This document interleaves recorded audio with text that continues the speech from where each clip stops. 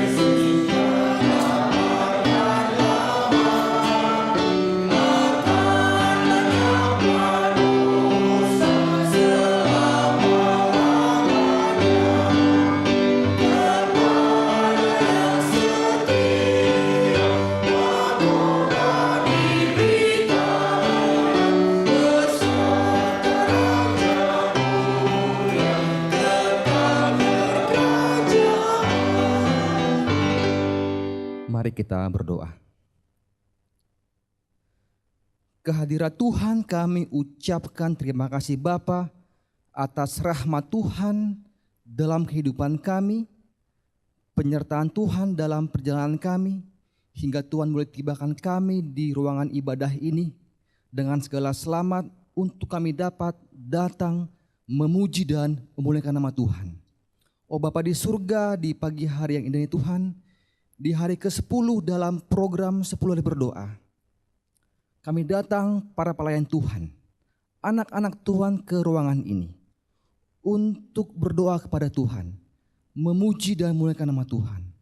Untuk itu Bapa, dengan segala kerendahan hati, kami ingin undang kehadiran Roh Kudus Tuhan untuk datang dalam ruangan ini, masuk ke dalam hati kami, terlebih memberikan hikmat kepada hamba Tuhan, Pendeta SG Manik, yang akan membagikan roti hidup kepada kami tentang pentingnya bagaimana penguasaan diri. Untuk itu Bapa, kiranya berkat Tuhan boleh menyertai kami sepanjang acara ibadah ini. Sehingga melalui acara ini Bapa, kehidupan kami dapat diperbarui. Untuk kami boleh memiliki sifat, tabiat, karakter seperti Yesus. Terima kasih Bapa atas pertolongan Tuhan dalam acara ini. Dipermuliakan nama Tuhan. Dalam nama Yesus kami berdoa dan mengucap syukur. Amin. Sebelum kita mendengarkan pekabaran yang akan disampaikan oleh hamba Tuhan Pendeta S.G. Manik, mari kita persiapkan hati dan pikiran kita untuk menyambut berkat Tuhan lewat lagu pujian yang akan dipersembahkan trio Bukit Permai. Once I stood in the night with my head bowed low in the darkness as black as could be, and my heart was afraid, and I cried, oh Lord, don't hide your face from me. Hold my hand all the way, every hour, every day, from here to the great unknown. Take my hand, let me stand where no one stands alone. Like a king I may live in a palace so tall, with great riches to call my own. But I don't know a thing in this whole wide world that's worse than being alone. Hold my hand all the way, every hour, every day, from here to the great unknown. Take my hand, let me stand where no one stands alone. Take my hand and let me stand where no one stands alone.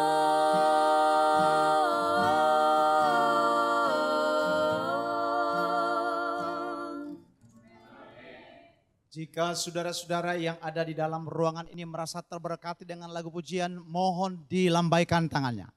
Puji Tuhan, demikian juga pemirsa yang di rumah, saudara pasti merasakan sukacita dengan lagu pujian yang dipersembahkan oleh trio Bukit Permai. Saat ini kita akan menyanyikan lagu tema kita yang akan dipimpin oleh Ibu Kori. Kristus datang segera.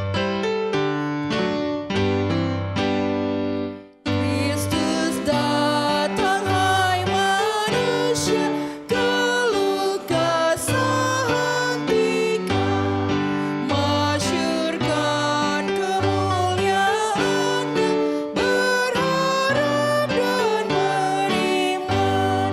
Kristus datang, datanglah Raja damai.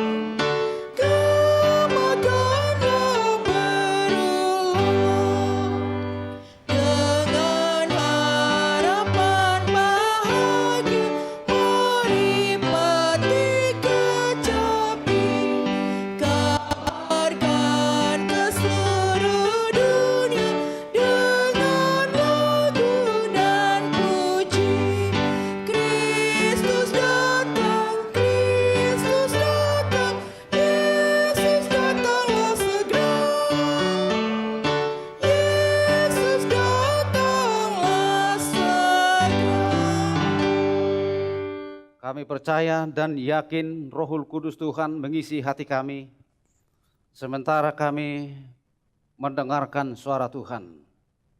Berbicara kepada kami ya Bapa, karena kami sembahkan doa kami ke dalam tangan-Mu. Demi nama Yesus Tuhan kami. Amin. Pada hari ke-10 dalam 10 hari berdoa untuk Gereja Masehi Advent hari ke-7 seluruh dunia. Dan kita sangat bersyukur oleh karena pimpinan kita telah mencanangkan program yang indah ini. Kita merasakan bagaimana Tuhan menjamah hati kita lewat firman-Nya. Kita juga menikmati bagaimana Tuhan bersama-sama kita oleh sebab doa-doa kita. Dan saya percaya buah dari semua ini tidak terhenti sampai di sini. Itu akan terus menerus di dalam kehidupan kita, sekalipun besok telah akan diakhiri 10 days prayer ini. Bahkan kepada semua pemirsa di mana saja berada, kita mengharapkan bahwa kuasa Rohul Kudus Tuhan itu terus menerus berada di dalam hati kita. Sampai kepada kedatangan Yesus yang kedua kali. Itulah harapan kita yang pasti. Pada hari ke-10, pelajaran kita khusus tentang buah roh yang didasari dari Galatia pasal 5 ayat 22-23. Untuk kita baca kembali bersama. Tetapi buah roh ialah kasih, sukacita, damai sejahtera, kesabaran, kemurahan, kebaikan, kesetiaan, kelemah lembutan. Yang saya garis bawahi khusus untuk hari ini. Dan kebetulan untuk terakhir dari buah roh 9 ini, penguasaan diri. Tidak ada hukum yang menentang hal-hal itu. Perhatikan saudara-saudara, para pemirsa di mana saja berada. Dengan memiliki tanda buah roh ini, kasih, sukacita, damai sejahtera, kesabaran, kemurahan, kebaikan, kesetiaan, kelemah lembutan, penguasaan diri. Semua ini adalah karunia Tuhan, bukan milik kita. Mengapa saya sampaikan demikian? Semua manusia telah berdosa. Kebenaran manusia seperti kain lara. Membenarkan diri berarti menentang Tuhan. Kasih, sukacita, damai sejahtera, kesabaran, kemurahan, kebaikan, kesetiaan, kelemah lembutan, penguasaan diri. Ini adalah milik Tuhan. Bukan milik kita, tetapi itu dipercayakan kepada orang-orang yang dipercayakan memiliki ini. Terjemahan lama memang self-control. Tapi dalam terjemahan baru penguasaan diri. Saya bisa melihat entah inikah maksud dari tujuan peralihan alih bahasa ini. Bahwa sesungguhnya hanya Rohul Kudus yang menguasai kita. Tidak ada kebenaran kita. Semua kita telah berdosa. Hanya dengan Rohul Kudus, dengan memiliki 7 tanda buah roh ini, maka bahagian kita adalah mempersembahkan tubuh kita, hati kita kepadanya. Rohul Kuduslah yang menguasai diri kita sehingga terjadi penguasaan diri. Ini adalah milik Tuhan yang dikaruniakan kepada kita semua, pemirsa di mana saja, dan kita semua yang hadir di tempat ini. Bahwa sesungguhnya manusia tidak memiliki kasih. Sesungguhnya kita ini dibuat-buat seperti bersukacita.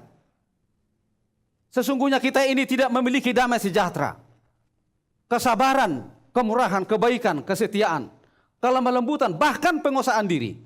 Kecuali kalau kita sudah menyerahkan hidup kita, tubuh kita dan hati kita, maka Rohul Kudus itulah yang menguasai kita. Bukan kita yang menguasai diri kita. Kegagalan demi kegagalan terjadi yang kita rasa sukses. Tetapi Rohul Kudus tidak ada. Dia tidak menguasai diri kita. Kebutuhan terdesak dari umat-umat Tuhan.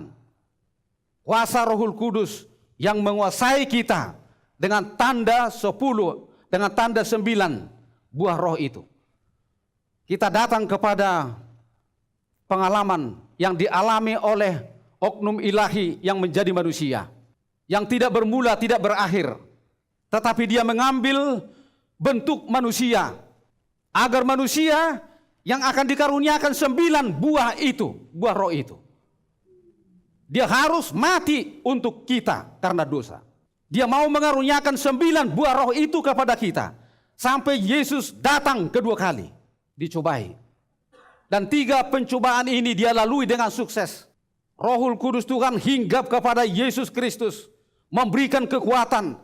Walaupun Yesus bukan seperti kita dalam kelemahan, tetapi Rohul Kudus juga menolong Yesus.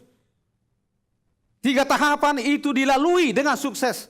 Hanya dengan Yesus dikuasai dengan Rohul Kudus. Makanan, kekuasaan dan kekayaan. Apa yang perlu kita persembahkan kepada Tuhan dengan penguasaan diri ini? Datang dari kata persembahan, offering. Kata benda disebut things offered, especially as a gift or contribution. A things produced or manufactured for the entertainment. Dan contribution especially of money to a church. A thing offered as a religious sacrifice or a token of devotion. Jadi mempersembahkan diri kita kepada Tuhan datang dari kata penguasaan diri. Persembahkan dirimu kepada Tuhan. Berasal dari kata offering, persembahkan. Hatimu, tubuhmu itu adalah as a token of devotion, of worship. Tanda peribadatan. Ketika kita datang menyembah Tuhan, ada tanda kita bawa. Mempersembahkan kepada Tuhan hati kita melalui persembahan kita.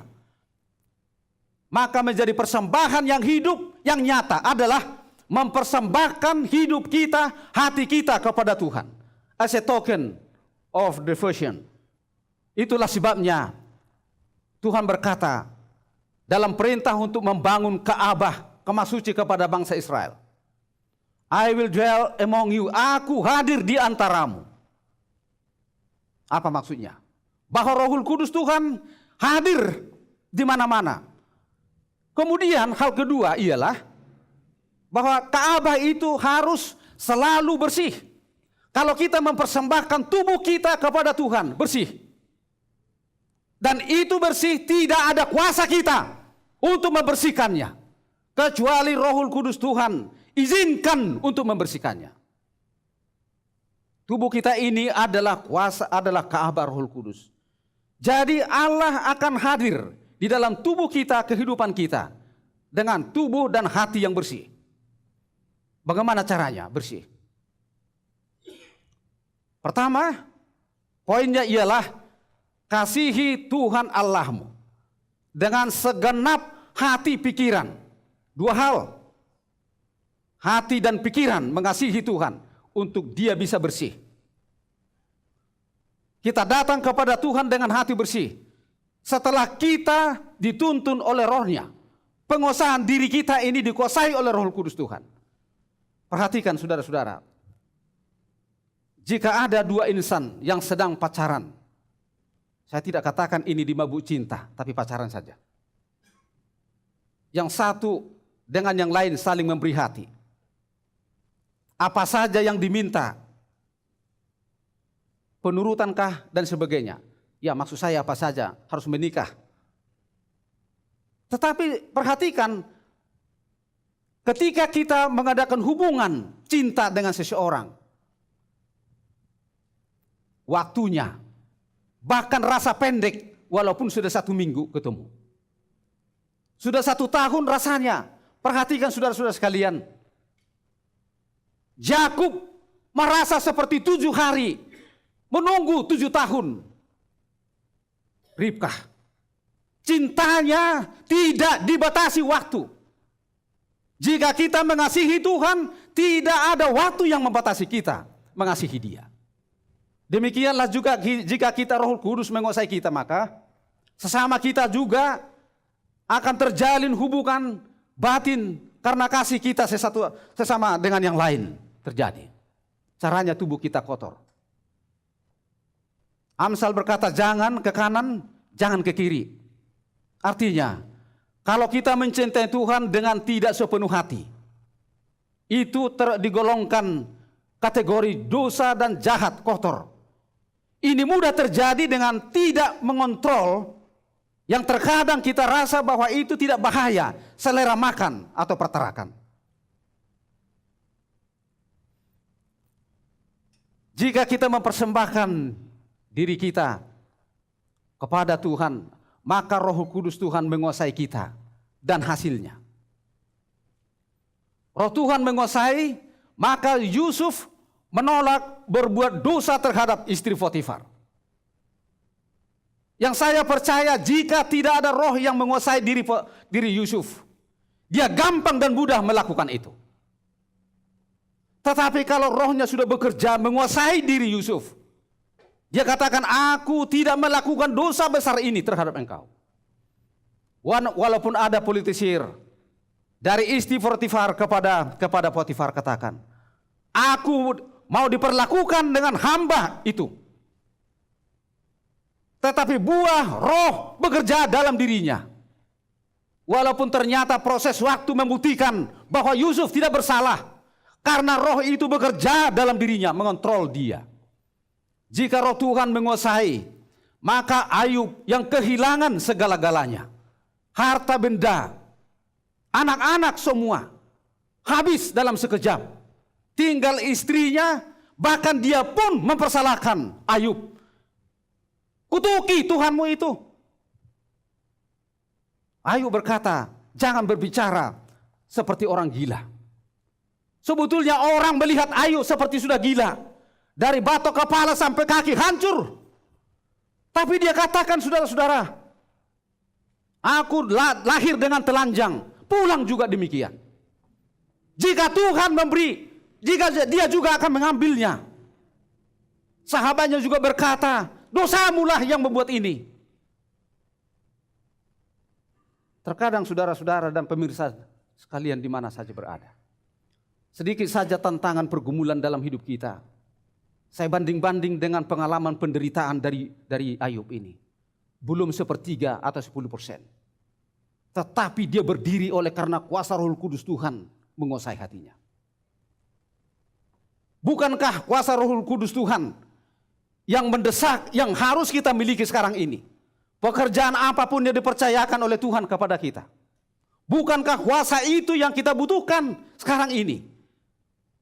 Penarikan jiwa, kebersamaan kita akan terlihat nyata karena 9 buah roh itu. Dan penguasaan diri dengan kuasa Roh Kudus Tuhan terjadi. Jika roh Tuhan menguasai, Daniel, Sadrak, Mesak, Abednego menolak makanan raja, menolak menyembah patung buatan raja. Bayangkan saudara-saudara, bukankah kalau seandainya punya alasan, boleh kita terima.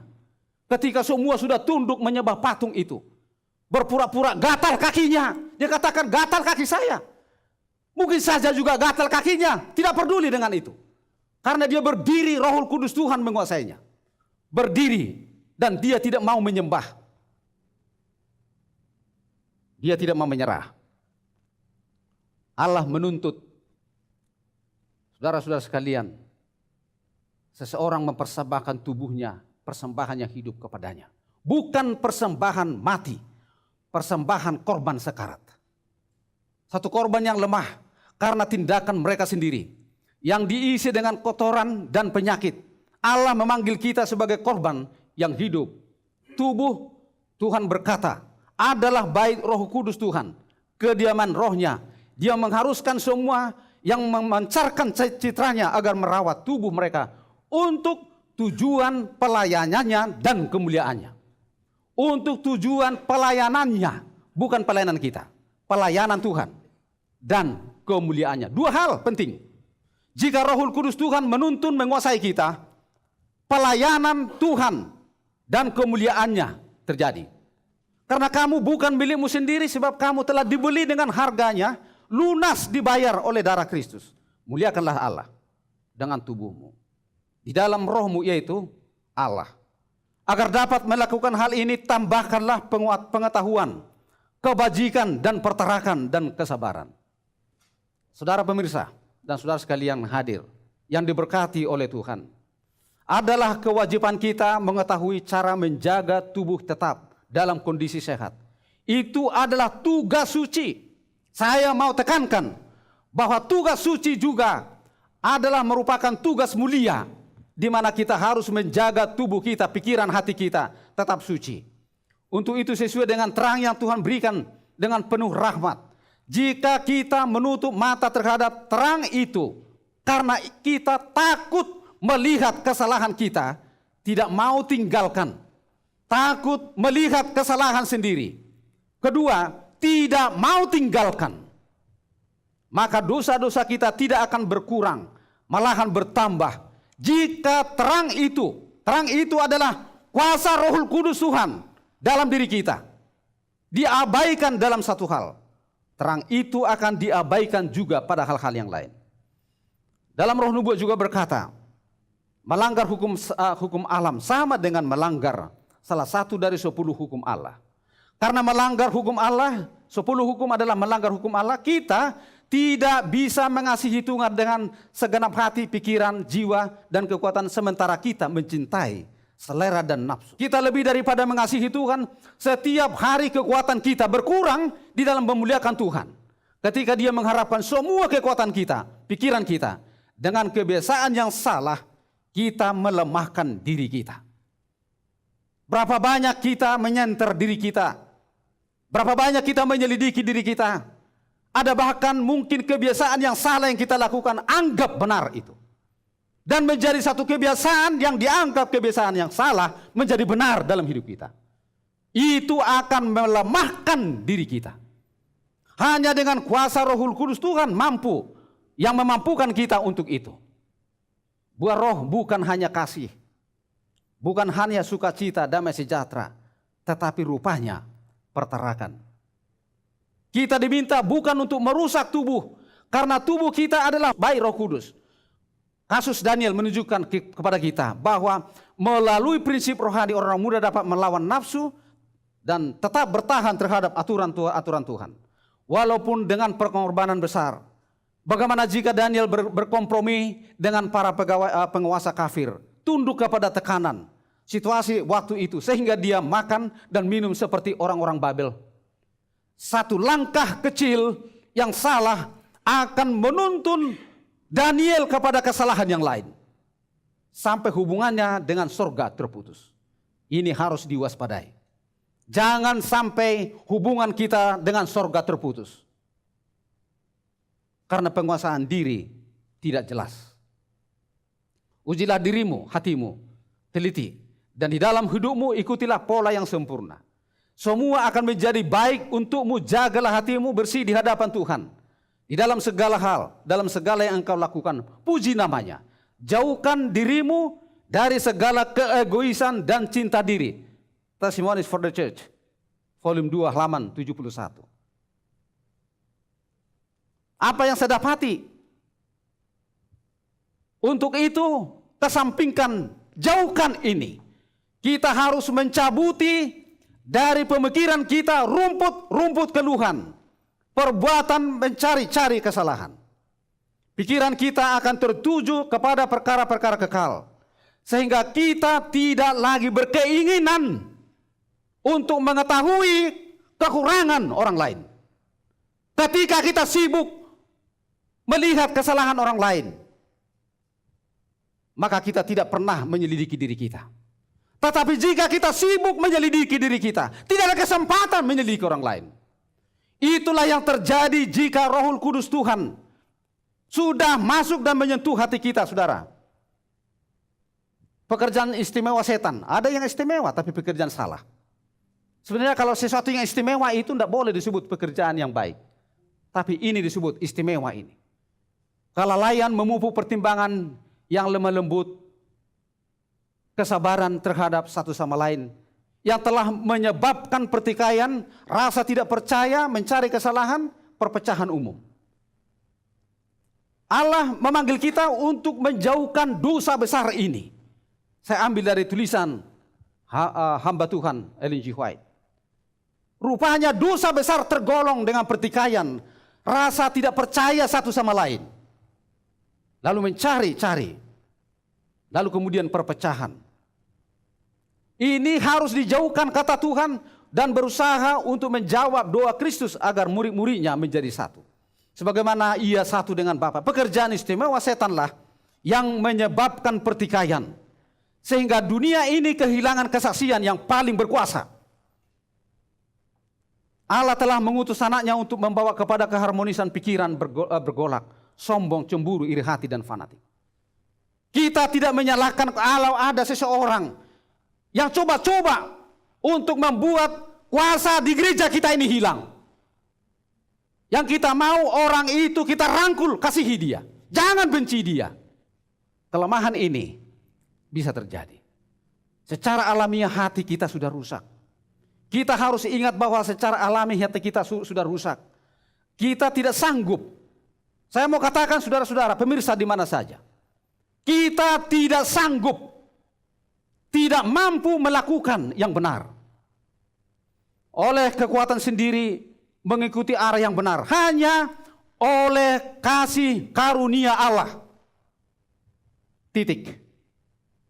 Yang digabungkan dengan usaha yang sungguh dari pihak kita. Lalu memperoleh kemenangan. Bukan dari kita duluan. Tetapi kuasa itu kita minta. Lalu dengan segala petunjuk Tuhan lakukan. Digabungkan kuasa ilahi dengan kita. Tanda. 9 tanda itu, buah roh itu. Kita pelajari. Dan hari ini berakhir. Tubuh kita adalah persembahan yang kita persembahkan bersih di hadapan Tuhan. Kita akan lebih mudah mengendalikan diri, self control atau menguasai diri kita. Karena Tuhan hadir dalam Ka'bahnya. Tubuh kita adalah Ka'bah Tuhan. Dia hadir dalam hati kita. 9 tanda buah roh itu harus kita miliki. Dan hari ini penguasaan diri. Bahagian kita adalah mempersembahkan diri kita. Bahagian Tuhan ialah Dia yang menguasai kita. Buktinya kita milik Allah adalah dengan memiliki tanda buah roh itu. Tidak salah lagi bahwa Allah memiliki kita. Dan kita adalah milik Allah. Oleh karena 9 buah tanda buah roh itu kita miliki. Dia karuniakan itu sebagai paket. Bukan satu-satu. Oh, saya hanya memiliki penguasaan diri. Bukan, saudara-saudara. Karunia Tuhan ini paket diberikan 9 buah roh itu. Tidak salah lagi bahwa kita adalah milik Tuhan dengan tanda 9 tanda buah roh ini. Dia berikan sekaligus. Kita menjadi milik Tuhan. Saya baru tahu, baca-baca sering-sering mengenai pencerahan. Tetapi baru saya mengerti pencerahan pada waktu itu. Tahun 99 Krismon, penggantian dari presiden kita. Semua di mana-mana demonstran. Saya melihat ada di Palembang lautan manusia, ribuan manusia, jutaan manusia, angkat barang. Dia punya badan 40 kilo, dia angkut 60 kilo. Lalu satu saat, seorang ibu datang kepada suaminya. Dia katakan, "Papa, aku ingin menonton. Karena di mall itu penuh orang. Di bawah, di atas, di tingkat mana-mana. Penuh orang. Si ibu katakan, "Papa, aku mau menonton saja." Dia katakan, jangan terikut-ikut kamu masuk mengambil yang bukan milikmu. Ya, Papa. Ketika dia sampai ke sana, dia menonton banyak orang ambil barang ini, ambil barang ini. Semua sesukanya apa saja dia mau. Saudara perhatikan, tergoda. Ibu ini pelan-pelan masuk ke mall itu. Di lantai pertama semua sudah amblas habis barang-barang itu. Dia melangkah, dia naik ke lantai kedua, lantai 2 habis. Lantai ketiga dan keempat, dia lantai ke berapa saya tidak tahu. Tetapi rupanya ada orang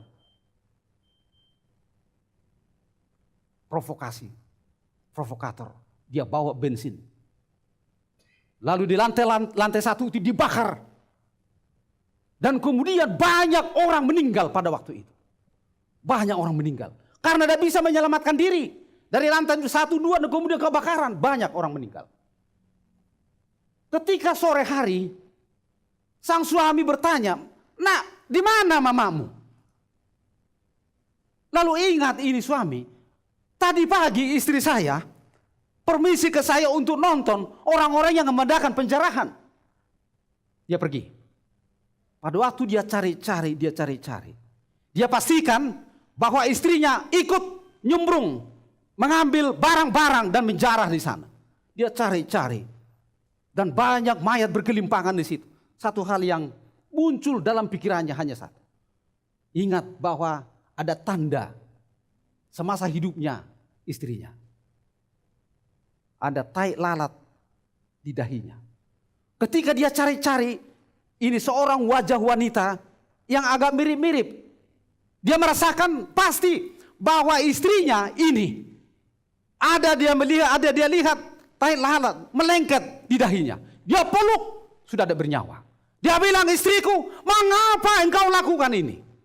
Bukankah aku telah melarangmu?" Lalu kemudian keluarga bersama-sama angkat ini mayat ke rumahnya. Bayangkan saudara-saudara, pemirsa sekalian, semua semarga dia, ini kebetulan orang Batak, tidak menyebut marga, semua datang dan itu cepat-cepat dikuburkan. Dan nunggu besok hari, malam hari penghiburan duka diadakan. Semua datang.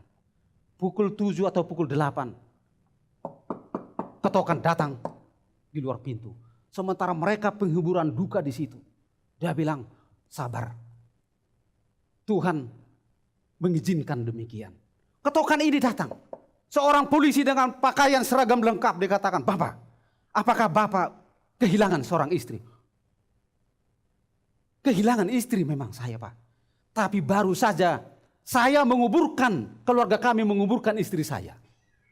Tiba-tiba dari belakang polisi seorang wanita nubrung, dia bilang, "Papa, ini aku," dia bilang. Dia bilang, "Kamu setan. Istri saya sudah kuburkan. Papa, saya takut. Saya melapor kepada polisi minta perlindungan. Saya istrimu." Saudara bisa bayangkan.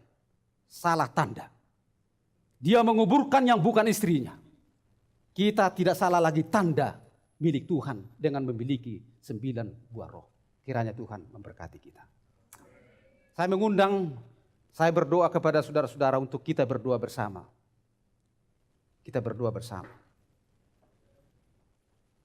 Bapa kami dalam sorga, di akhir dari ibadah pada hari ini, 10 hari berdoa. Kepada kami, Tuhan tambahkan lagi pengetahuan tentang firman-Mu. Penguasaan diri adalah menyerahkan diri sepenuhnya ke dalam tangan-Mu. Hanya jika Roh-Mu yang bekerja dalam hati dan pikiran kami, akan terjadi penguasaan diri dalam diri kami ya Tuhan. Bisa saja kami lalai selama ini. Bisa saja kami melakukan hal yang salah, kami anggap benar di hadapan-Mu. Roh-Mu telah ingatkan kami kembali ya Tuhan.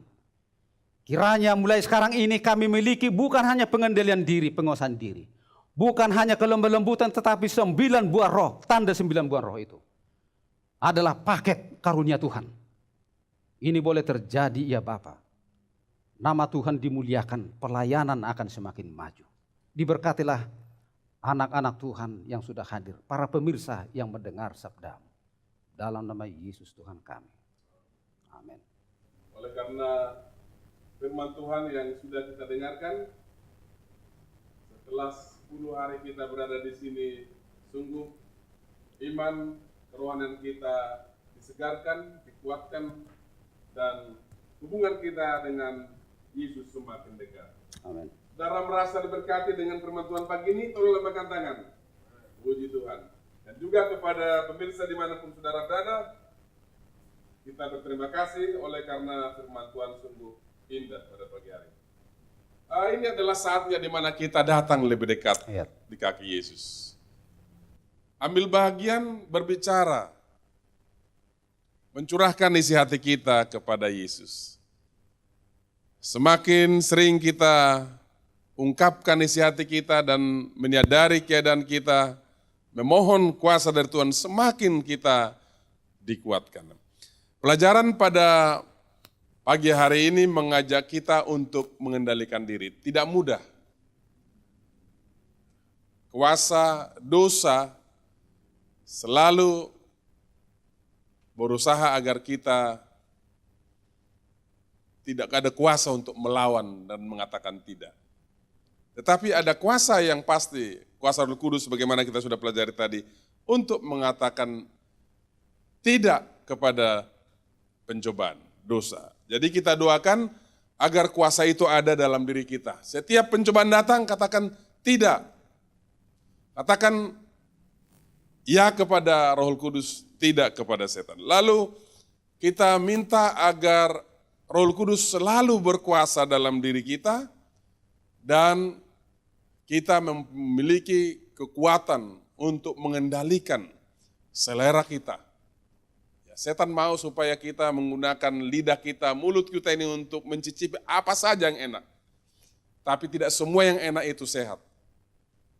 Tubuh kita adalah kabar Roh Kudus.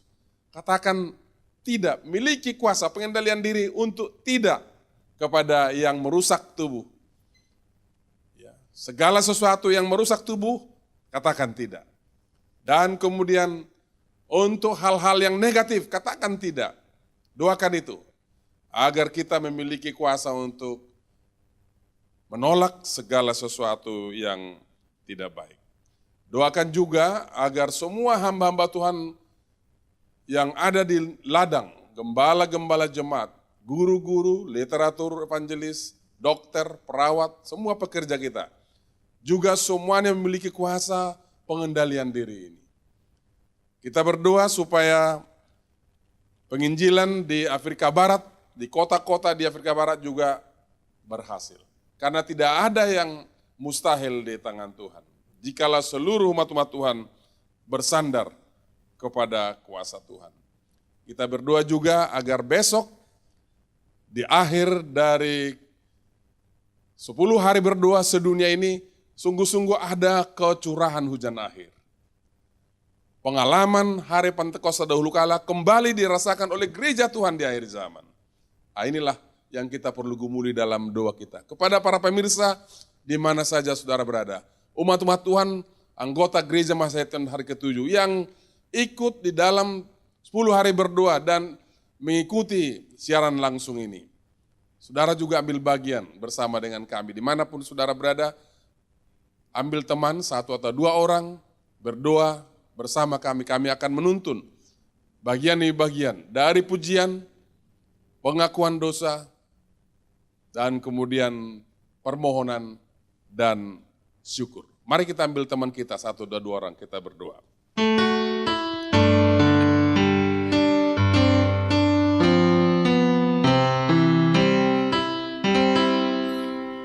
Tuhan doa kami, bebaskan pikiran kami dari kesibukan dunia, datang menghadap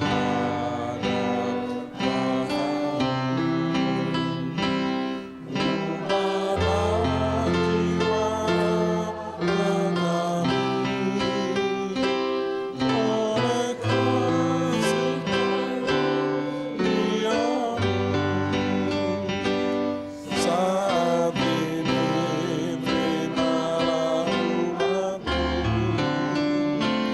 yang bersama berdoa. Bapa di surga, selama 10 hari umatmu di seluruh dunia telah bersatu untuk berdoa kepadamu. Terimalah Tuhan kami sebagai anak-anak-Mu. Terimalah kami ya Tuhan sebagaimana kami ada dan berikan kepada kami kuasa untuk dapat mengerti akan rencana Tuhan. Saat ini Tuhan kami memuji Tuhan atas pengalaman yang indah selama 10 hari berdoa. Pengalaman mendengarkan firman Tuhan, pengalaman bersekutu, pengalaman dibaharui di dalam iman dan pengharapan kami, jemaat.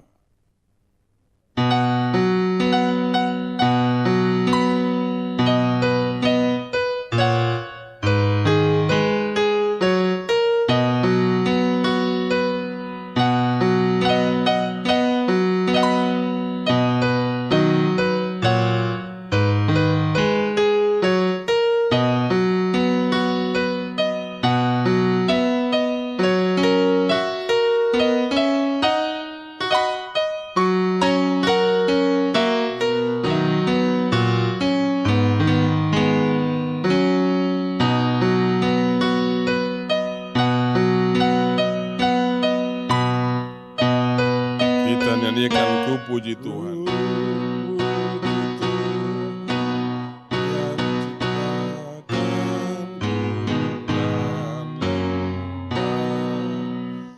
Yang menghamparkan samudra dan bentangkan megah matahari bercahaya menurut bintangnya, bintang bulan turut serta nyatakan kuasa. Sungguh Tuhan, Kau adalah Allah yang mulia, Allah yang agung, Allah yang tak dapat dihampiri jika masih ada dosa yang kami simpan di dalam diri kami. Saat ini Tuhan, dengan kerendahan hati kami mohon agar kiranya Engkau layakkan kami, Engkau sucikan kami oleh kuasa darah-Mu, darah anak Yesus Kristus yang telah mati bagi kami. Saat ini Tuhan, kami ingin berdoa dalam hati kami masing-masing kembali untuk memeriksa hubungan kami dengan Tuhan selama ini. Untuk memeriksa angan-angan hati kami, rencana-rencana kami, kebiasaan-kebiasaan kami, tingkah laku kami yang kami miliki selama ini, yang nyata di hadapan sesama manusia, bahkan yang tidak diketahui oleh sesama manusia. Tapi sesungguhnya semuanya jelas di hadapan Tuhan. Saat ini kami akan berdoa dalam hati masing-masing untuk meriksanya, agar kiranya kami dapat melihat kekotoran kami, kecemaran kami, dan kemudian kami akan datang untuk meminta pengampunan dari Tuhan, sehingga Tuhan akan mengubah hidup kami, jemaat.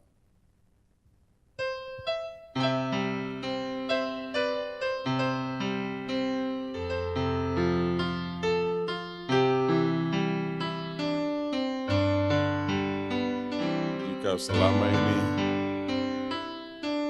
kita memanjakan diri kita, memanjakan lidah, mulut untuk makanan yang kita makan, minuman yang kita minum, tidak ada pengendalian diri untuk makanan dan minuman. Minta kekuatan dari Tuhan meninggalkannya dan memiliki pengendalian diri. Jika selama ini mata kita lah yang kita tidak bisa kendalikan untuk melihat, menonton tontonan yang tidak layak, minta kuasa Tuhan untuk meninggalkannya. Jika tangan kita yang kita tidak bisa kendalikan, biarlah juga kita mempunyai pengendalian diri. Atau bahkan mungkin uang yang menjadi kelemahan kita, yang sulit kita kendalikan, yang kita masih suka tergiur olehnya, walaupun itu tidak hal yang benar, kita tidak mau lagi melakukan hal-hal itu di hadapan Tuhan. Atau mungkin kelemahan kita adalah soal seks. Minta kuasa Tuhan untuk pengendalian diri. atau yang lain, kesombongan, iri hati, dengki, cemburu, mementingkan diri sendiri, dan lain sebagainya. Setan mau supaya kita jatuh, tidak ada pengendalian diri.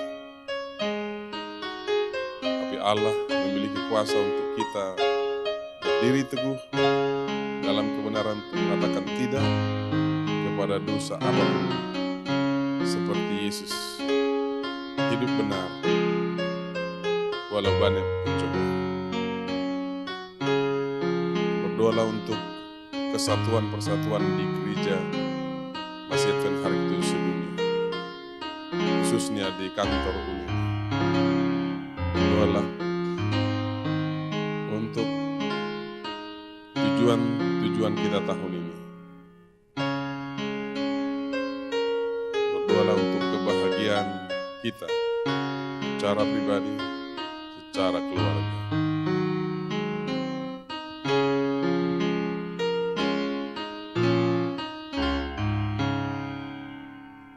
Kita nyanyikan dosamu dihapuskan.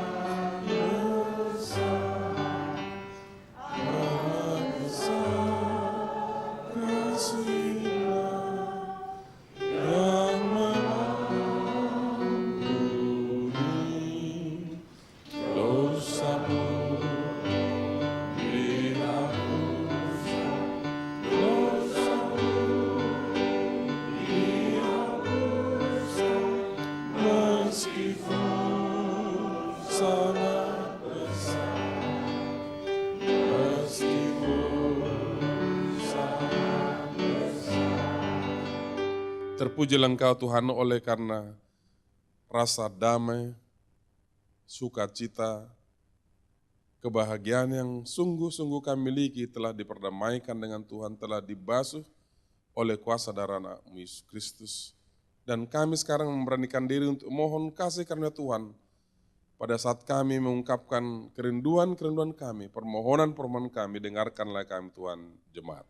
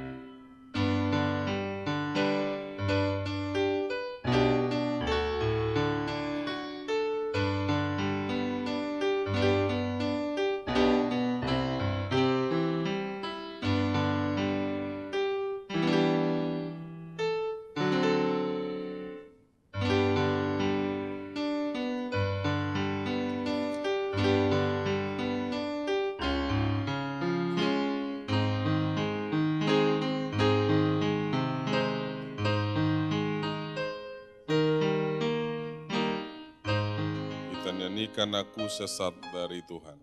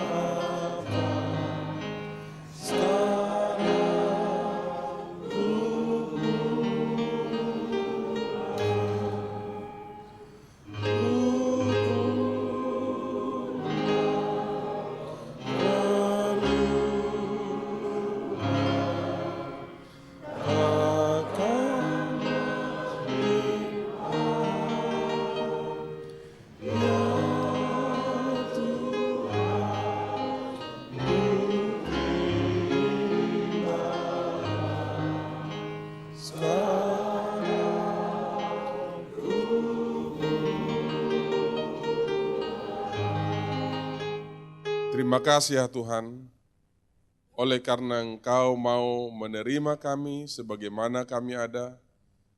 Pada saat kami datang memohon pengampunan, kami ingin meninggalkan segala jalan-jalan yang penuh dosa, kembali kepada Tuhan, berjalan pada jalan kebenaran Tuhan. Terima kasih ya Tuhan, karena Engkau memberikan pada kami sukacita damai sejahtera.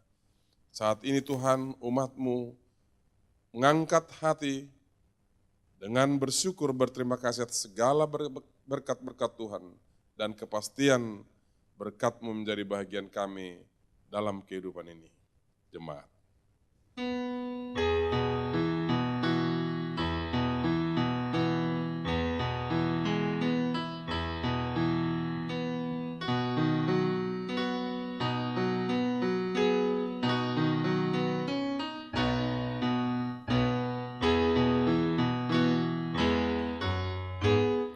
Kita nyanyikan Bapa terima kasih, Bapa terima kasih. Bapa terima kasih, Bapa terima kasih, Bapa di dalam surga,